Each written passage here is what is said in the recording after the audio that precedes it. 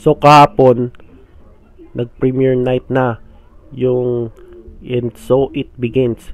Tungkol yun sa documentary film about sa 2022 presidential campaign ni former VP Leni Robredo.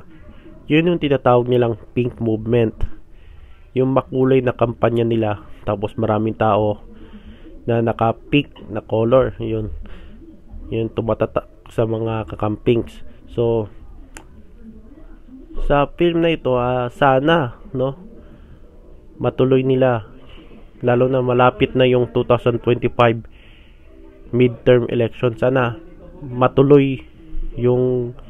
ituloy nila yung pink movement, sayang naman kasi yung 2022 makulay yan, grabe kahit hindi sila pinalad, pero yung pink movement nakatatak na yan sa mga kakampings at sa mga Pilipino na sumusuporta kay dating VP Leni Robredo. Sana ituloy nila yan sa 2025 at sa 2028 elections. Si VP Leni, alam ko tatakbong mayor ng Naga.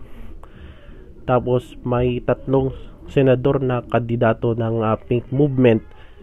Sana magamit yan, at saka yung mga bumoto sa kanyang 15 million, sana ganun din, ituloy talaga yung pink movement, At yun lang po, at independent vlogger po ako. So kita-kits sa next video.